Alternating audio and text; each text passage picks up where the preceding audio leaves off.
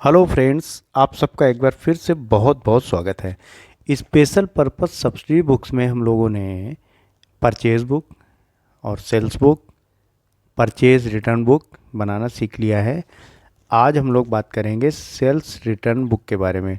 Sales return book को return इनवार्ड्स book भी कहा जाता है और आज हम लोग सेल्स रिटर्न बुक बनाना सीखेंगे।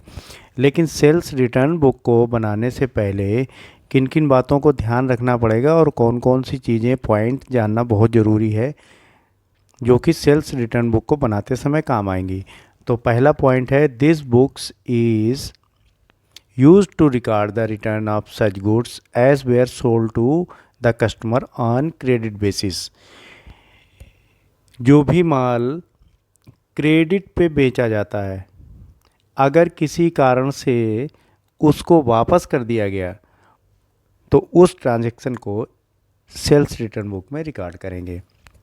ध्यान रखना है कि जो माल क्रेडिट पे बेचा गया है, मतलब उधार बेचा गया माल अगर किसी कारण से वापस कर दिया जाता है, उधार बेचा गया माल अगर किसी कारण से कस्टमर के द्वारा वापस आ जाता है, मतलब वापस कर दिया जाता है, तो सिर्फ उस ट्रांजैक्शन को सेल्स रिटर्न बुक में या रिटर्न इनवार्ड बुक में रिकॉर्ड करेंगे।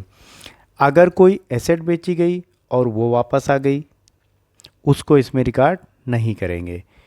तो पहली बात ये हो गई, this book is use to record the return of such goods as were sold to the customer on credit basis. वो बेचा गया माल जो उधार बेचा गया था लेकिन किसी कारण से वो वापस आ गया, सिर्फ उस ट्रांजैक्शन को इस सेल्स रिटर्न बुक में रिकॉर्ड करेंगे। इसके अलावा किसी भी तरीके का कोई ट्रांजैक्शन इसमें रिकॉर्ड नहीं किया जाएगा। एसेट वगैरह कोई बेच दी गई, वो भी वापस आ गई अगर मान लो, तो उसको इसमें रिकॉर्ड नहीं करेंगे। ठीक। दूसरी बात क्या होगी, जो फिगर होगी उसमें ट्रेड डिस्काउंट को लेस कर देंगे। अगर क्वेश्चन में ट्रेड डिस्काउंट दिया गया है तो फिर जो भी फिगर दी गई है गुड्स रिटर्न की, उसमें ट्रेड डिस्काउंट जो भी क्वेश्चन में दिया गया है, जितने भी परसेंट दिया गया है, उसको उसमें पहले माइनस कर देंगे। इसके बाद क्या करेंगे, जो फिगर आएगी ट्रेड डिस्काउंट घटाने के बाद, अगर क्वेश्चन में ट्रेड डिस्काउंट दिया गया है तो उस ट्रेड डिस्काउंट को माइनस करने के बाद जो फिगर आएगी उसमें क्या करेंगे, आउटपुट जीएसटी जोड़ देंगे। अब आउटपुट जीएसटी, सीजीएसटी और एसजीएसटी अगर एक ही स्टेट से माल वापस आया है, अगर यूपी का माल यूपी में बेचा गया और वापस आ गया, तो वहाँ पर आउटपुट सीजीएसटी और आउटपुट एसजीएसटी ऐड कर दिया जाएगा। अगर यूपी का माल बेचा गया एमपी में और वहाँ से माल वापस आ गया, तो फिर उस केस में आईजीएसटी लगेगा, तो फिर आईजीएसटी को उसमें ऐड कर देंगे। तो अब सेल्स रिटर्न बुक का पहले तो फॉर्मेट समझ लेते हैं बेटा। ठीक है, सेम फॉर्मेट होता है जैसे जैसे सेल्स बुक का फॉर्मेट था या परचेज बुक का फॉर्मेट था या परचेज रिटर्न बुक का फॉर्मेट था, सेम ही फॉर्मेट होता है, बस दो कॉलम चेंज हो जाएंगे। तो पहला कॉलम यहाँ पर डेट का था, डेट का ही रहेगा। दूसरा पार्टिकुलर्स का है, नेम ऑफ द कस्टमर, और उसके बाद क्रेडिट नोट नंबर। देखो, परचेज रिटर्न बुक में डेबिट नोट नंबर था, सेल्स रिटर्न बुक में क्रेडिट नोट नंबर होगा। क्यों होगा, क्योंकि जब गुड्स सेल किया गया तो क्या किया गया था, पार्टी को डेबिट किया गया था और सेल्स अकाउंट को करा गया था क्रेडिट। जब माल वापस आ गया तो सेल्स रिटर्न अकाउंट को करेंगे डेबिट और पार्टी को कर देंगे, मतलब कस्टमर को कर देंगे क्रेडिट। तो चूंकि कस्टमर को क्रेडिट किया जाएगा सेल्स रिटर्न के केस में, इसलिए यहाँ पर बनाया जाएगा क्रेडिट नोट। देखो, परचेज रिटर्न में बनाया जाता था डेबिट नोट, लेकिन सेल्स रिटर्न में चूंकि कस्टमर को क्रेडिट किया जाएगा इसलिए बनेगा क्रेडिट नोट। क्रेडिट नोट में क्या लिखा जाएगा, जिस डेट में माल वापस आया वो डेट लिखी जाएगी, कितनी अमाउंट का माल वापस आया वो अमाउंट लिखी जाएगी, और कस्टमर का नाम लिख दिया जाएगा, और माल किस, मतलब गुड्स किस वजह से वापस आया, रीजन लिख दिया जाएगा उसमें। ये हो गया क्रेडिट नोट। दो कॉपी में तैयार किया जाएगा, एक कॉपी अपने पास डुप्लीकेट रह जाएगी और एक ओरिजिनल कॉपी कस्टमर को दे दी जाएगी। तो यहाँ पर जो तीसरा वाला कॉलम बनेगा वहाँ पे क्रेडिट नोट नंबर डाला जाएगा। जो क्रेडिट नोट बनेगा उसका नंबर इसमें मेंशन करेंगे। इसके बाद लेजर फोलियो का नंबर, इसके बाद डिटेल ऑफ अमाउंट का, और यहाँ पे चूँकि सेल्स रिटर्न बुक बना रहे हैं इसलिए सेल्स रिटर्न का कॉलम बन जाएगा। उसके बाद आउटपुट सीजीएसटी का, आउटपुट एसजीएसटी का, और अगर किसी अदर स्टेट से माल वापस आ रहा है तो वहाँ पर आउटपुट आईजीएसटी का कॉलम बना लेंगे। इसके बाद एक कॉलम बनाएंगे टोटल का। तो इस तरीके से कितने कॉलम बनेंगे? 10 कॉलम बनेंगे, 1 2 3 4 5 6 7 8 9 एंड 10। तो अब इस क्वेश्चन को सॉल्व करते हैं। Enter the following transactions in the sales return book assuming CGST 6% and SGST 6%। 2020 सितंबर 10 goods return by Jeet within the state. ये एक ही स्टेट में है, जैसे यूपी का माल यूपी में ही बेचा गया और वहाँ से वापस आ गया। लिस्ट प्राइस है 3200 और इसमें दिया गया है ट्रेड डिस्काउंट 10%। ट्रेड डिस्काउंट को लेस किया जाएगा, जो फिगर आएगी उसमें जीएसटी को ऐड किया जाएगा। तो यहाँ पर ट्रेड डिस्काउंट है 10% और लिस्ट प्राइस कितना है? 3200 रुपये। तो डेट वाले कॉलम में ईयर डाल देंगे और डेट डाल देंगे। डेट कितनी है? 10 सितंबर 10 सितंबर का मामला है, ये ट्रांजैक्शन हो रहा है। और यहाँ पर नेम ऑफ कस्टमर में किससे माल वापस आ रहा है? ये जीत से माल वापस आ रहा है, तो यहाँ पर जीत का नाम लिख देंगे और लेस कर देंगे ट्रेड डिस्काउंट 10%। तो माल कितने का वापस आया? लिस्ट प्राइस कितना है? 3200 रुपये, और इसमें 10% ट्रेड डिस्काउंट लेस कर देंगे।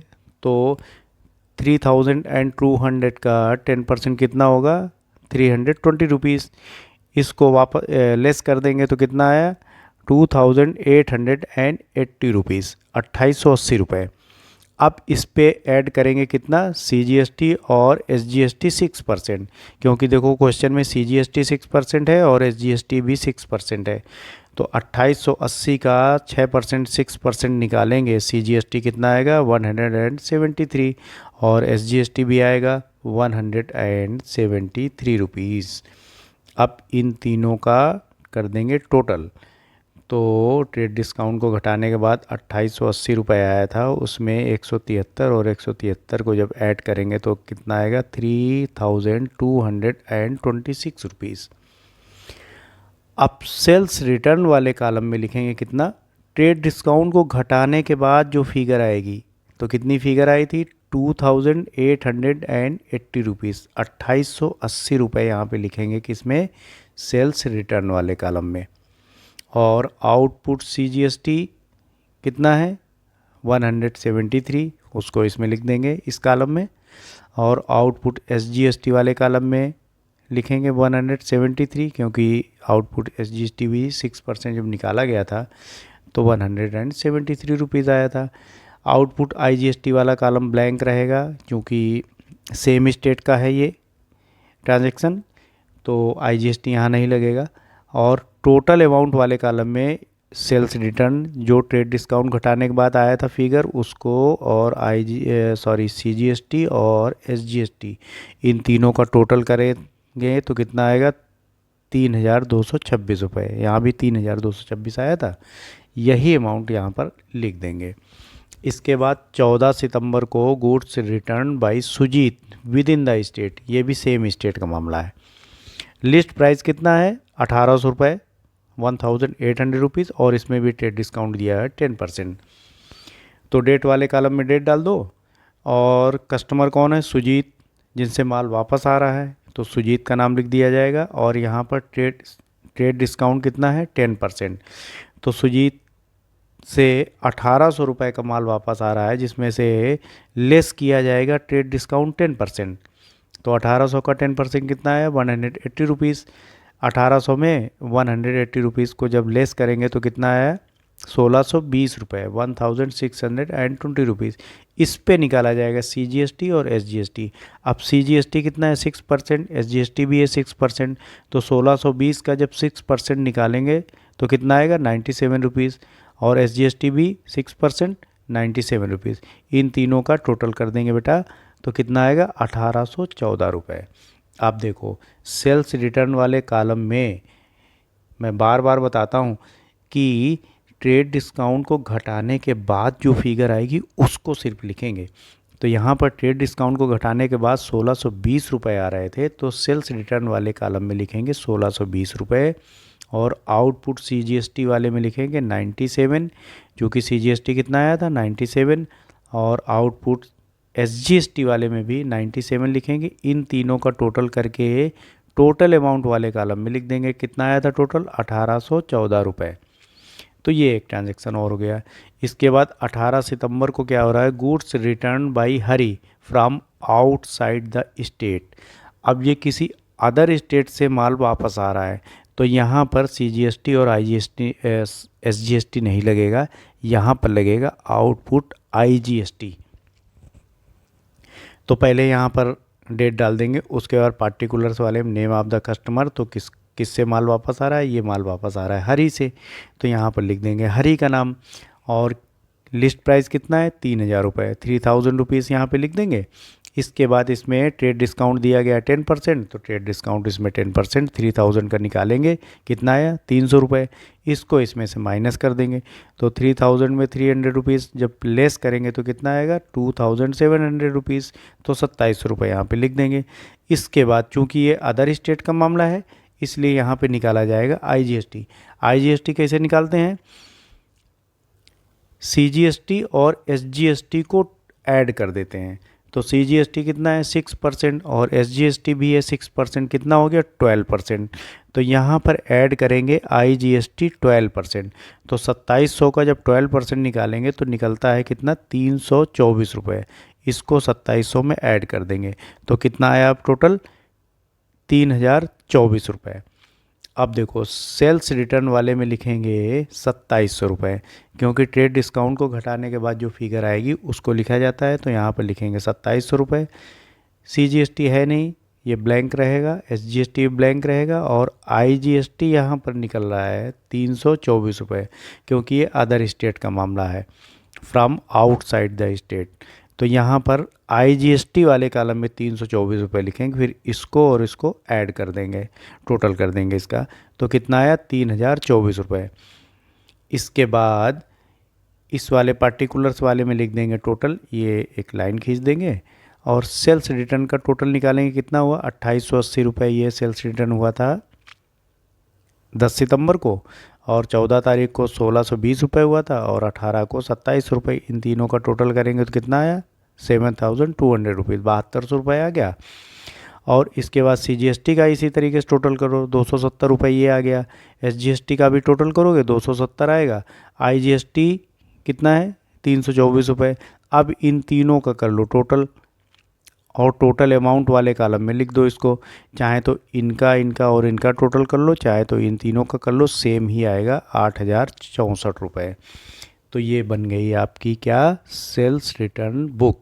इसको बोलते हैं रिटर्न इनवार्ड बुक भी बोलते हैं, याद रखना है इसको। और अब मिलते हैं नेक्स्ट वीडियो में। देखो अब स्पेशल पर्पस सब्सिडी बुक में परचेज बुक बन गई, सेल्स बुक बन गई, परचेज रिटर्न बुक भी बन गई, और सेल्स रिटर्न बुक भी बना ली हम लोगों ने। इसके बाद बस एक टॉपिक बचता है जनरल प्रॉपर का, तो नेक्स्ट वीडियो में उसको समझ लेंगे हम लोग बैठ के। और तब तक के लिए bye bye and take care.